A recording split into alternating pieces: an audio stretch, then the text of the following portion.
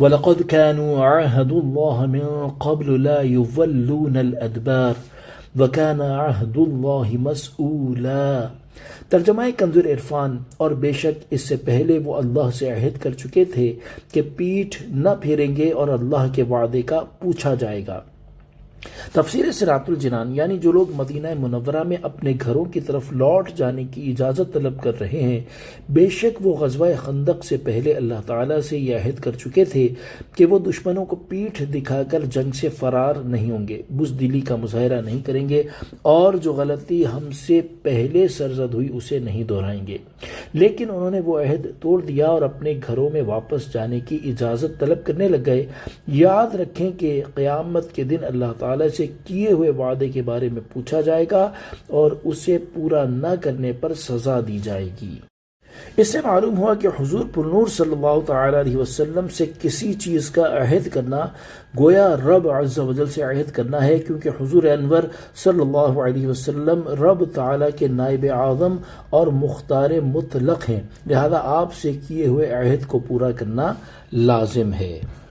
قُلْ لَن يَنفَعَكُمُ الْفِرَارُ إِن فَرَرْتُم مِّنَ الْمَوْتِ أَوِ الْقَتْلِ وَإِذًا لَّا تُمَتَّعُونَ إِلَّا قَلِيلًا۔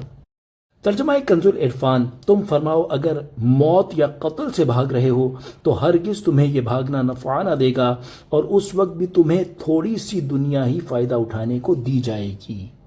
قُلْ مَا ذَا الَّذِي يَعْصِمُكُم مِّنَ اللَّهِ إِنْ أَرَادَ بِكُمْ سُوءًا أَوْ أَرَادَ بِكُمْ رَحْمَةً۔ تم فرماؤ وہ کون ہے جو تمہیں اللہ سے بچائے گا اگر وہ تمہارا برا چاہے یا تم پر رحم فرمانا چاہے۔ وَلَا يَجِدُونَ لَهُم مِّن دُونِ اللَّهِ وَلِيًّا وَلَا نَصِيرًا، اور وہ اللہ کے سوا کوئی حامی نہ پائیں گے اور نہ ہی مددگار۔ تفسیر صراط الجنان، ارشاد فرمایا کہ اے حبیب صلی اللہ تعالی علیہ وآلہ وسلم، آپ ان اجازت طلب کرنے والوں سے فرما دیں کہ اگر تم موت یا قتل ہو جانے کے ڈر سے بھاگ رہے ہو تو اس کا تمہیں کوئی فائدہ نہیں ہوگا، کیونکہ جو مقدر ہے وہ ضرور ہو کر رہے گا۔ اس لیے اگر تمہاری تقدیر میں یہاں موت لکھی ہے تو وہ تمہیں آ ہی جائے گی، اور اگر یہاں تمہاری موت کا وقت نہیں آیا ہے تو بھی میدان جنگ سے بھاگ کر صرف اتنے ہی دن دنیا سے فائدہ اٹھا پاؤ گے جتنے دن تمہاری عمر باقی ہے، اور یہ ایک قلیل مدت ہے، تو تم تھوڑی سی زندگی کے لیے اتنے بڑے گناہ کا بوجھ کیوں اٹھا رہے ہو؟ قل، تم فرماؤ، یعنی اے حبیب صلی اللہ تعالی علیہ وآلہ وسلم، آپ ان سے فرما دیں کہ اگر اللہ تعالیٰ کو تمہیں قتل اور ہلاک کرنا منظور ہو تو اسے کوئی ٹال ہی نہیں سکتا، اور اگر وہ تمہیں امن و عافیت عطا فرما کر تم پر رحم فرمانا چاہے تو کوئی تمہیں قتل اور ہلاک نہیں کر سکتا، اور یہ لوگ اللہ تعالیٰ کے سوا اپنی جانوں کا کوئی حامی نہ پائیں گے اور نہ ہی انہیں کوئی مددگار ملے گا۔